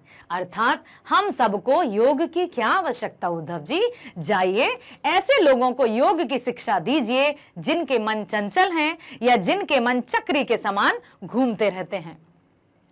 गोपियों ने उद्धव से योग की शिक्षा ऐसे लोगों को देने की बात कही है जिनका मन चंचल है और इधर उधर भटकता रहता है। उद्धव अपने योग के संदेश में मन की एकाग्रता का उपदेश देते हैं, परंतु गोपियों का मन तो कृष्ण के अनन्य प्रेम में पहले से ही एकाग्र है। इस प्रकार योग साधना का उपदेश उनके लिए तो निरर्थक ही है। योग की आवश्यकता तो उन्हें है जिनका मन स्थिर नहीं हो पाता। इसीलिए गोपियां चंचल मन वाले लोगों को योग का उपदेश देने की बात कहती हैं। समझ में आया बेटा? तो इसीलिए गोपियां कहती हैं कि उन्हें योग का संदेश दीजिए जिनका मन चंचल होता है। नेक्स्ट, प्रस्तुत पदों के आधार पर गोपियों का योग साधना के प्रति दृष्टिकोण स्पष्ट करें। योग साधना के प्रति गोपियों ने योग साधना को क्या माना? गोपियों के अनुसार योग की शिक्षा क्या है? गोपियों के अनुसार योग किसे देना चाहिए? यहां पर गोपियों ने योग साधना को निरर्थक बताया है उनके लिए, स्वयं के लिए, अर्थात जिनका मन एकाग्रचित हो, जिनका मन स्थिर हो, जिनका मन पहले से ही एकदम शांत हो, उन्हें योग की आवश्यकता नहीं है। अर्थात गोपियों का मन श्री कृष्ण में रमा हुआ है तो उनके लिए योग निरर्थक है। उनके अनुसार यह उन लोगों के लिए है जिनका मन अस्थिर है, परंतु गोपियों का हृदय तो श्री कृष्ण के लिए ही स्थिर है। वे उनकी भक्ति में पूरी तरह से समर्पित हैं। योग ज्ञान उनके लिए कड़वी ककड़ी के समान है, जिसे खाना तो बहुत ही मुश्किल है। यह ज्ञान गोपियों के लिए बीमारी से भी अधिक बुरा है। अर्थात उन्होंने योग को रोग बता दिया कि सू तो व्याधि हमको ले आए, देख सुनी ना करी। पद में पढ़ा था हमने कि व्याधि अर्थात रोग। तो योग का जो संदेश था वो गोपियों के लिए एक रोग की भांति था। गोपियों के अनुसार राजा का धर्म क्या होना चाहिए? राजा का धर्म क्या होना चाहिए बताइए आप लोग। यस, राजा का धर्म होता है प्रजा की रक्षा करना, अन्याय से लोगों को बचाना, लोगों का हित करना, किसी के मन की व्यथा को दूर करना, दुख संताप से हरना, ये सारे राजा के कर्म होते हैं। परंतु अंतिम पैराग्राफ में हमने पढ़ा था कि हरि है राजनीति पढ़ियाए। लगता है श्री कृष्ण तो राजा बन गया है और राजा बनकर अपनी सारी वचन भूल गया। तो यहां पर उद्धव जी से कहती हैं गोपियां कि राजा का धर्म होता है प्रजा की रक्षा करना, और प्रजा तो हम भी उसकी प्रजा है ना, फिर हमें वो कष्ट क्यों दे रहा है, हमसे मिलने क्यों नहीं आता है। गोपियों के अनुसार राजा का धर्म है कि वह प्रजा को न सताए और प्रजा के सुखों का ख्याल रखे, परंतु वही हमें दुख दे रहा है, वही हमें व्याधि के समान योग संदेश भेज रहा है। तो ऐसी कैसी राजनीति पढ़ ली उसने जो उसे ये भी नहीं पता कि राजा का धर्म क्या होता है, राजा का कर्म क्या होता है। जाकर कह देना अपने राजा से कि राज धर्म तो निभा ले, हम प्रजा, हमें प्रजा समझकर ही हमारे कष्टों से हमारा निवारण कर दे, कह दीजिएगा उद्धव जी। चलिए, तो यहां पर प्रश्न 10वां है, गोपियों को कृष्ण में ऐसे कौन से परिवर्तन दिखाई दिए जिसके कारण वे अपना मन वापस पा लेने की बात कहती हैं। वे गोपियां जो कृष्ण से अनन्य प्रेम करती हैं, अटूट प्रेम करती हैं, फिर भी उन्होंने ये बात क्यों कही कि अब हम श्री कृष्ण से अपने मन को वापस लेना चाहती हैं? ऐसा क्या हुआ, बता सकते हैं आप? जब उन्होंने सुना कि श्री कृष्ण को तो हमारी परवाह ही नहीं, पहले जिसने बड़े बड़े वचन दिए थे, बड़ी बड़ी बातें की थी, वृंदावन में हम सब के साथ रास लीलाएं रचाई थी, आज वही कृष्ण हमें भूल गया और हमारे लिए योग का संदेश भेजने लगा। उत्तर देखिए, गोपियों को लगता है कि कृष्ण ने अब राजनीति सीख ली है, उनकी बुद्धि पहले से भी अधिक चतुर हो गई है। पहले वे प्रेम का बदला प्रेम से चुकाते थे, परंतु अब प्रेम की मर्यादा भूलकर योग का संदेश लेने लगे हैं। कृष्ण पहले दूसरों के कल्याण के लिए समर्पित रहते थे, परंतु अब अपना भला ही देख रहे हैं। उन्होंने पहले दूसरों के अन्याय से लोगों को मुक्ति दिलाई है, परंतु अब नहीं। श्री कृष्ण गोपियों से मिलने के बजाय योग की शिक्षा देने के लिए उद्धव को भेज दिया है। श्री कृष्ण के इस कदम से गोपियों के मन और भी आहत हो गए हैं। श्री कृष्ण में आए इन्हीं परिवर्तनों को देखकर गोपियां आपको श्री कृष्ण के अनुराग से वापस लेना चाहती हैं, अपने आप को। वे चाहती हैं कि अब कृष्ण के प्रेम से हम मुक्ति ही पा लें, क्योंकि वो जिसके नाम कई थे, कोई माखन चोर कहता था, कोई छलिया कहता था, तो ये सारे जो नाम थे, माखन चोर, छलिया, लगता है उसने हमें भी छल दिया है, हमारे साथ भी छल किया है, तो इससे अच्छा है कि हम अपना मन ही वापस ले लें। परंतु इतना सोचकर भी गोपियां अपने मन को वापस नहीं ले पाई। क्यों? क्योंकि उनका मन, तन, वचन, कर्म सर्वस्व समर्पित कर चुकी थी वो श्री कृष्ण को। प्रश्न 11, गोपियों ने अपने वाक्य चातुर्य के आधार पर ज्ञानी उद्धव को परास्त कर दिया। उनके वाक्य चातुर्य की विशेषताएं लिखिए। बेटा, यहां पर एक शब्द आया है वाक चातुर्य। वाक चातुर्य का अर्थ होता है वाणी में चतुराई, बोलने में चतुराई, वाणी की कुशलता। वाक चातुर्य का अर्थ होता है ऐसी वाणी जो अकाट्य तर्क प्रस्तुत कर सके, ऐसे तर्क जो कोई भी काट ना सके, और वो भी किस तरह से? शक्ति और साहस के साथ और सलीके के साथ। ऐसा नहीं कि हम किसी भी प्रकार की भाषा बोलें और सामने वाले को चुप करा दें। वाक चातुर्य अर्थात चतुराई से की गई बातें। तो गोपियों ने अपने वाक चातुर्य से महाज्ञानी ब्रह्म ज्ञानी उद्धव को परास्त कर दिया। कैसे कर दिया? गोपियों के वाक्य चातुर्य की विशेषताएं थी साहसी, गोपियों पूरी तरह से निडर हैं, वह उद्धव को कोसने से परहेज नहीं करती हैं, कोसती तो हैं परंतु वाक्य चातुर्यता के साथ, चतुराई के साथ। कि भाग्यवान कहा, परंतु परोक्ष रूप से अभागा भी कह रही हैं। वह उनके योग साधना के संदेश को कड़वी ककड़ी और बीमारी भी बताती हैं। व्यंग्यात्मकता, गोपियों ने बड़े ही प्रभावशाली ढंग से व्यंग करती हैं। वे उद्धव को बड़भागी कहती हैं, चूंकि वह श्री कृष्ण के पास रहकर भी प्रेम से अछूते रहे। यह कहकर वह उद्धव का उपहास करती हैं। उपहास मतलब समझते हैं ना बेटा? मजाक उड़ाती हैं कि आप ब्रह्म ज्ञानी होकर भी आपको ये नहीं पता कि योग की शिक्षा किसे दी जाती है। स्पष्टता, कि जो बात वो कहती हैं उसमें स्पष्टता है, उसमें कोई भ्रामक करने वाली कोई वाक्य नहीं है, कोई शब्द नहीं है। वे स्पष्ट शब्दों में उद्धव को बताती हैं कि वे श्री कृष्ण के प्रेम में पूरी तरह से लीन हैं, इसलिए उनके योग संदेश का उन पर कुछ भी असर नहीं पड़ने वाला। वे साफ साफ शब्दों में कह देती हैं कि आपका योग संदेश हमारे लिए कड़वी ककड़ी के समान है, एक रोग के समान है, तो कृपया ये योग का संदेश हमें ना सुनाएं, जाकर उन्हें सुनाएं जिनका मन चंचल होता है। प्रश्न है, संकलित पदों को ध्यान में रखते हुए सूर के भ्रमर गीत की मुख्य विशेषताएं बताइए।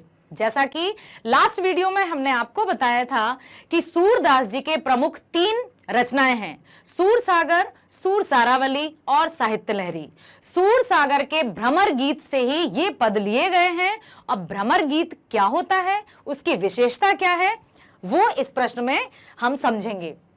भ्रमर गीत की मुख्य विशेषताएं हैं, निर्गुण और निराकार भक्ति से ज्यादा सगुण और साकार भक्ति को महत्व दिया गया है। अब यहां पर शब्द आते हैं निर्गुण और निराकार। कबीरदास जी का आपने नाम सुना होगा। कबीरदास जी को निर्गुण धारा का कवि माना जाता था, निराकार ब्रह्म पर वो आस्था रखते थे। निराकार अर्थात ऐसे ईश्वर को वे मानते थे जिसका कोई आकार नहीं है। परंतु सूरदास जी सगुण भक्ति धारा के हैं, क्योंकि उन्होंने श्री कृष्ण को पूजा है। यदि हम बात करें गोस्वामी तुलसीदास जी की, वे भी सगुण धारा के ही थे। सगुण धारा अर्थात मूर्ति पूजा, जिनका प्रभु के प्रति कोई रूप हो, श्री कृष्ण का रूप, श्री राम का रूप, है ना। धनुर्धारी यदि धनुष रखे हुए होंगे, मर्यादा पुरुषोत्तम तो श्री राम होंगे, हाथ में यदि मुरली होगी तो श्री कृष्ण होंगे।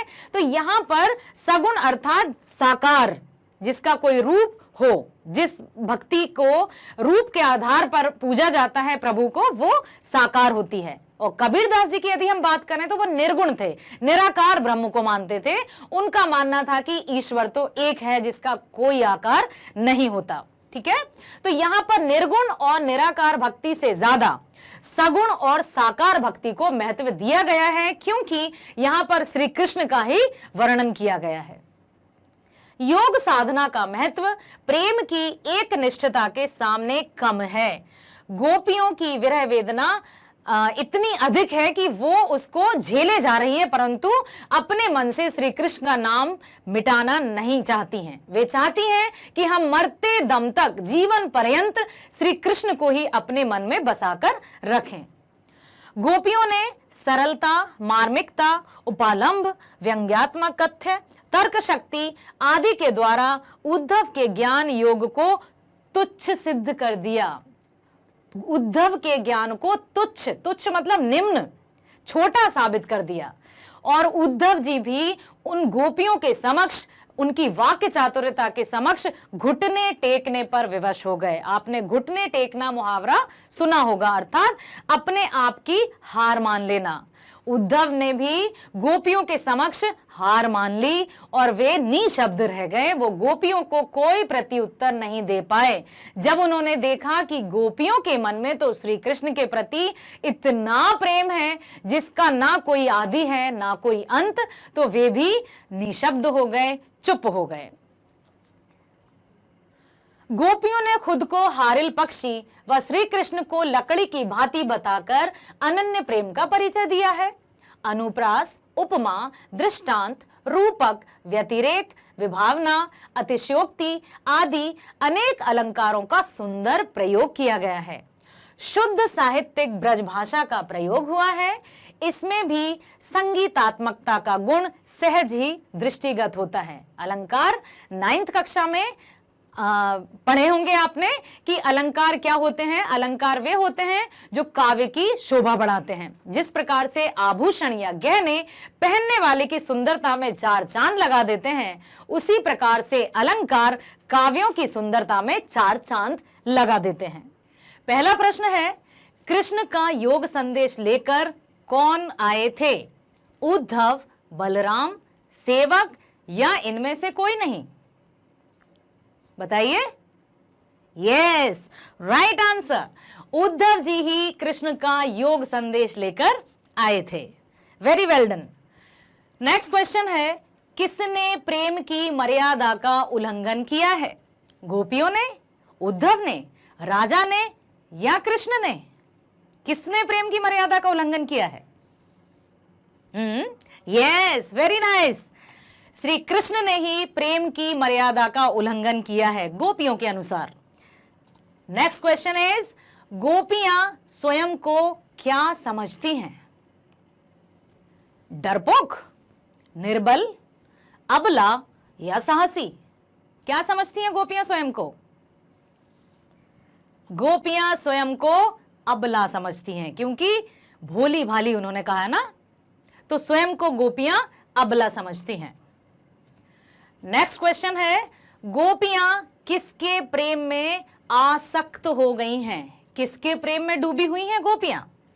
उद्धव के प्रेम में, कृष्ण के प्रेम, संगीत प्रेम या इनमें से कोई नहीं? Yes, right. कृष्ण के प्रेम में गोपियां पूरी तरह से लीन हैं, आसक्त हो गई हैं। नेक्स्ट क्वेश्चन है, इनमें से किस पक्षी की तुलना गोपियों से की है? कोयल, मोर, हारिल और चकोर? सोचिए जरा। राइट, हारिल पक्षी की। नेक्स्ट क्वेश्चन इज, गोपियों को कृष्ण का व्यवहार कैसा प्रतीत होता है? उदार, उदार मीन्स विनम्र, छलपूर्ण, निष्ठुर या कोई नहीं? कैसा लगा था उनको कृष्ण का व्यवहार? यस, कौन सा है सही उत्तर? सही है, छलपूर्ण। छलिया कहा जाता था कृष्ण को, और हमने इसकी व्याख्या भी की थी। अगला प्रश्न है, गोपियों को अकेला छोड़कर कृष्ण कहां चले गए थे? ब्रज, द्वारिका, मथुरा या वृंदावन? कहां के राजा बन गए थे श्री कृष्ण? यस, मथुरा के राजा बन गए थे श्री कृष्ण। अगला प्रश्न है, उद्धव के व्यवहार की तुलना किसके पत्ते से की है? पीपल के पत्ते से, कमल के पत्ते से, केले के पत्ते से या नीम के पत्ते से? यस, उद्धव के व्यवहार की तुलना कमल के पत्ते से की गई है।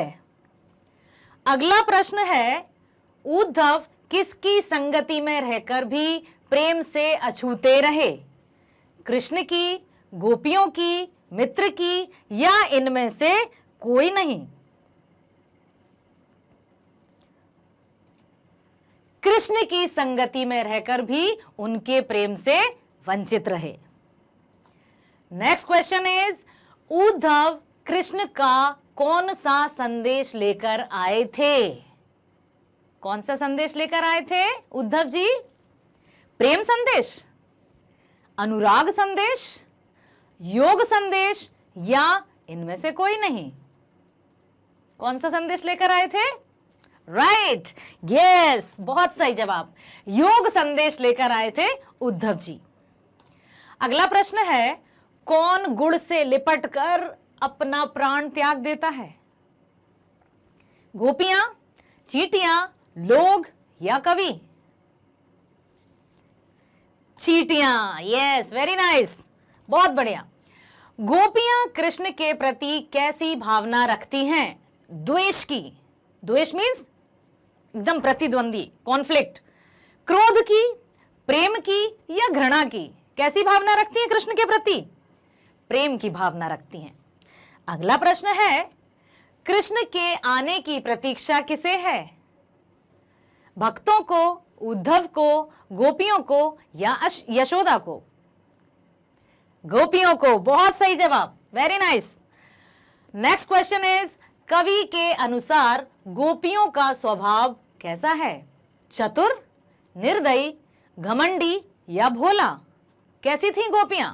भोली भाली थीं, चालाक थीं, घमंडी थीं या निर्दयी थीं? गोपियां भोली भाली थीं, अर्थात उनका स्वभाव भोला था। अगला प्रश्न है, गोपियां क्या प्राप्त करना चाहती हैं? बांसुरी, अपना मन, उद्धव का योग, श्री कृष्ण का धन? क्या प्राप्त करना चाहती हैं?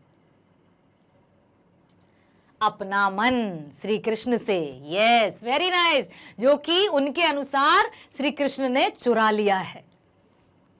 अगला प्रश्न है, मधुकर शब्द का प्रयोग किसके लिए किया गया है? बताइए, मधुकर अर्थात भौरा, इस शब्द का प्रयोग किसके लिए किया गया है? भ्रमर के लिए, श्री कृष्ण के लिए, नंद के लिए या उद्धव के लिए? किसके लिए प्रयोग किया गया है?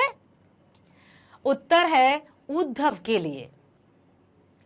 अगला प्रश्न पर चलते हैं, गोपियों के अनुसार पहले से ही चतुर कौन था? बलराम, श्री कृष्ण के बड़े भाई बलराम, श्री कृष्ण, कंस या उद्धव? कौन थे चतुर? यस, श्री कृष्ण को चतुर कहा है गोपियों ने। एक हुते हते चतुर पहले ही, अब गुरु ग्रंथ पढ़ाए। अगला प्रश्न, सूतो व्याधि हमको ले आए, पंक्ति में व्याधि किसे कहा गया है? योग साधना को, भक्ति संदेश को, श्री कृष्ण को या विरह को? विरह मीन्स बिछड़ने को। व्याधि अर्थात रोग, रोग किसे कहा गया है? यस, बहुत सही जवाब, योग साधना को ही व्याधि अर्थात रोग कहा गया था गोपियों के द्वारा। गोपियों के अनुसार किसने राजनीति की शिक्षा प्राप्त कर ली है? कंस ने, नंद ने, श्री कृष्ण ने या उद्धव ने? किसने राजनीति की शिक्षा प्राप्त कर ली है? अंतिम पद यदि आपको याद होगा, हरि है राजनीति पढ़ आए, और हरि अर्थात, यस, बहुत सही, श्री कृष्ण ने ही गोपियों के अनुसार राजनीति की शिक्षा प्राप्त कर ली है। अगले प्रश्न पर चलते हैं, गोपियां कड़वी ककड़ी किसे कहती हैं? गोपियां कड़वी ककड़ी किसे कहती हैं? ककड़ी को, श्री कृष्ण को, यशोदा को या उद्धव द्वारा दिए गए योग संदेश को? गोपियों ने कड़वी ककड़ी किसे कहा था बच्चों? बताइए। बहुत सही, उद्धव द्वारा दिए गए योग संदेश को ही गोपियों ने कड़वी ककड़ी की संज्ञा दी थी। अगला प्रश्न, मन चकरी से क्या अभिप्राय है? तिन्हीं ले सौंपो जिनके मन चकरी, चक्री के समान क्या है? मन की चालाकी, मन का चक्र, मन की अस्थिरता या मन की स्थिरता? चक्री का अर्थ बताइए। सही जवाब है इसका। उत्तर सही है मन की अस्थिरता। जिसका मन चंचल होता है, जिसका मन स्थिर नहीं होता है, अर्थात मन चक्री घूमता रहता है। बहुत सही।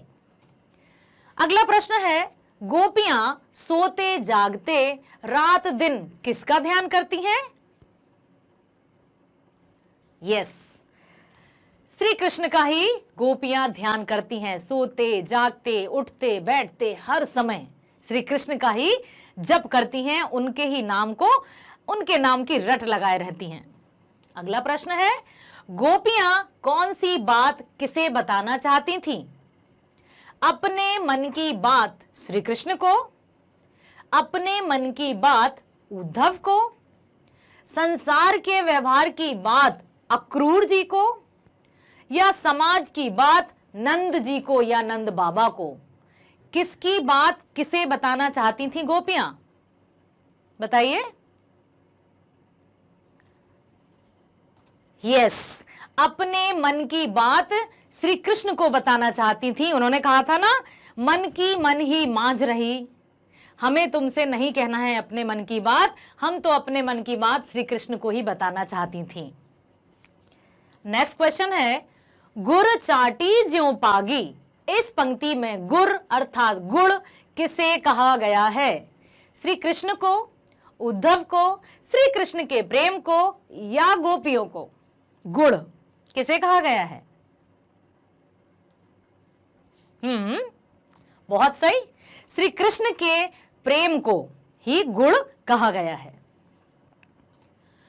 अगले प्रश्न पर चलते हैं। मन की मन ही मांझ रही का अर्थ है मन की दृढ़ता, मन की बात मन में ही रहना, मन का भेद, या मन का पाप? उत्तर है खा, मन की बात मन में ही रहना, अर्थात लिखा है पंक्ति में, मन की मन ही मांझ रही, मन की मन में ही रही बात। अगला प्रश्न है, प्रीति नदी किसके लिए प्रयोग किया गया है? का उद्धव के लिए, ख यशोदा के लिए, ग नंद के लिए, या श्री कृष्ण के लिए? प्रीति नदी किसे कहा गया है? बहुत सही, श्री कृष्ण के लिए ही प्रीति नदी में पांव न बोर्यो दृष्टि न रूप परागी। गोपियां जब उद्धव जी से कहती हैं कि तुम तो श्री कृष्ण के निकट रहकर भी उनके प्रेम में नहीं बंधे, प्रेम के सागर हैं श्री कृष्ण स्वयं, और तुमने उसमें अपना पैर तक नहीं भिगोया, तुमसे बड़ा अभागा भला कौन होगा? अगला प्रश्न है, उद्धव को बड़भागी किसने कहा था? यशोदा माता ने, नंद जी ने, कंस ने, या गोपियों ने? उद्धव तुम हो अति बड़भागी, गोपियों ने। बहुत सही। अगला प्रश्न है, गोपियों ने किसके प्रति अपना प्रेम भाव व्यक्त किया है? श्री राम के प्रति, निर्गुण ईश्वर के प्रति, श्री कृष्ण के प्रति, या उद्धव के प्रति? अपने प्रेम को किसके प्रति उन्होंने व्यक्त किया है गोपियों ने? बिल्कुल, श्री कृष्ण के प्रति ही गोपियों ने अपना प्रेम भाव व्यक्त किया था। अगला प्रश्न है, सूरदास के उपास्य देव कौन थे? उपास्य मीन्स जिसकी उपासना की जाए, जिसकी पूजा की जाए, जिसकी अर्चना की जाए, जिसकी भक्ति की जाए। तो सूरदास जी के उपास्य देव कौन है? किसकी पूजा करते थे सूरदास जी? यस बेटा, बिल्कुल सही, श्री कृष्ण की ही सूरदास जी उपासना करते थे, पूजा करते थे, और अनन्य भक्तों में सूरदास जी का नाम अवश्य लिया जाता है। अगला प्रश्न है, श्री कृष्ण के मित्र का क्या नाम है जो गोपियों को योग संदेश देता है? बलराम, या नंद बाबा, उद्धव, या अक्रूर जी? श्री कृष्ण के मित्र का नाम क्या है? बिल्कुल, श्री कृष्ण के मित्र का नाम है उद्धव। उद्धव जी ही गोपियों के पास श्री कृष्ण द्वारा योग का संदेश लेकर गए थे। अगला प्रश्न है, सूरदास जी के अनुसार सच्चा राजधर्म क्या है? सूरदास जी ने राजधर्म की क्या परिभाषा दी है? सूरदास जी के अनुसार एक राजा का धर्म और राजा का कर्म क्या होना चाहिए? प्रजा का हित करना, प्रजा से कर लेना, कर अर्थात कर के भी कई शब्द हैं, वाक्य के अनुसार कर के शब्द भी परिवर्तित होते हैं। कर मीन्स हाथ भी होता है, कर मीन्स टैक्स भी होता है, कर मीन्स किसी काम को करना भी होता है। तो इस क्या है, प्रजा से कर लेना अर्थात प्रजा से टैक्स वसूल करना। क्या राजा का काम सिर्फ प्रजा से टैक्स लेना ही होता है, या फिर अनीति दूर करना, राज्य प्राप्त करना क्या होता है? प्रजा का हित करना। और प्रजा का हित करना और अनीति दूर करना, इसमें आप बिल्कुल भी कंफ्यूज नहीं होंगे, क्योंकि प्रजा के हित के अंदर ही अनीति भी आ जाएगी। तो आपको सबसे पहला जो ऑप्शन आएगा प्रजा का हित करना, उसी को सही चयन करना होगा। अगले प्रश्न पर चलते हैं। गोपियों के अनुसार श्री कृष्ण ने क्या पढ़ लिया था? क्या पढ़ा था गोपियों के अनुसार श्री कृष्ण ने? विज्ञान विज्ञान की शिक्षा, या राजनीति, उपदेश, या शास्त्र? क्या पढ़ा था? हरि हैं राजनीति पढ़े आए। बहुत सही, राजनीति पढ़ ली थी श्री कृष्ण ने। गोपियों के अनुसार श्री कृष्ण ने राजनीति पढ़ ली थी। अगला प्रश्न है, योग का क्या कार्य है? योग, ध्यान, मेडिटेशन हम सबको करना चाहिए। तो योग का क्या अर्थ है? बीमारियां दूर करना, मन को स्वस्थ रखना, मन को एकाग्र करना, या उपरोक्त सभी? बीमारियां दूर करता है योग, मन को स्वस्थ रखता है, या एकाग्र मीन्स कॉन्सेंट्रेट, क्या मन को एकाग्र करता है योग? उपरोक्त सभी, या सब कुछ करता है? ये जो तीनों ऑप्शंस ऊपर दिए हैं ये सारे योग के अंतर्गत आते हैं। क्या योग इनमें सहायता करता है? बिल्कुल, बहुत सही, उपरोक्त सभी इसका आंसर होगा, उपरोक्त सभी। क्योंकि योग यदि नियमित रूप से किया जाए तो बीमारियों से भी छुटकारा पाया जा सकता है, मन को भी स्वस्थ रखा जाता है। कहते हैं ना, स्वस्थ शरीर में ही स्वस्थ मस्तिष्क का वास होता है। साथ ही साथ एकाग्रचित रहना भी हमें योग सिखाता है। गोपियों को उद्धव द्वारा दिया गया योग का ज्ञान कैसा लगा? कड़वी ककड़ी के जैसा, मीठी मीठी ककड़ी के जैसा, या खट्टे रस की तरह, या मीठे फल की तरह? कैसा लगा था योग का संदेश? जब गोपियों ने योग का संदेश सुना तो उनको कैसा लगा? कड़वी ककड़ी के समान, एकदम त्याज्य, त्यागने योग्य, या मीठी सी ककड़ी, बहुत अच्छी वाली ककड़ी, या खट्टे रस, नींबू के रस की तरह, या मीठे फल की तरह? कैसा लगा था? बहुत सही, कड़वी ककड़ी के समान ही उन्होंने योग को बताया। अगला प्रश्न है, श्री कृष्ण ने अपने स्थान पर किसको गोपियों से मिलने भेज दिया था? जबकि गोपियों को ये आशा थी, ये उम्मीद थी कि श्री कृष्ण एक बार तो हमसे मिलने आएंगे, परंतु श्री कृष्ण स्वयं ना आकर किसे भेजते हैं? सैनिकों को। कोई पत्र लिखकर भेजते हैं, कबूतर भेज देते हैं, या उद्धव जी को? बहुत सही, श्री कृष्ण ने अपने स्थान पर उद्धव जी को गोपियों के पास योग संदेश लेकर भेजा। तो ये थे हमारे ऑब्जेक्टिव टाइप प्रश्न उत्तर, आपने देखे, सुने और पढ़े। साथ ही साथ में एक और बात बताना चाहूंगी बेटा, भाषा, लैंग्वेज, हमारी भाषा को सीखने के लिए सबसे पहले हमें 4 उद्देश्यों का ध्यान देना होगा। सबसे पहले सुनना, बोलना, पढ़ना और लिखना, जिसको अंग्रेजी के लेटर LSRW के माध्यम से हम समझ सकते हैं। यदि हम सुनेंगे बहुत अच्छा तो बोलेंगे भी अच्छा। जब बोलेंगे अच्छा तो पढ़ना भी सीख ही जाएंगे, और पढ़ने के बाद हमारी लेखन प्रक्रिया जो है, लेखन कौशल है, वो भी सुधर जाएगा।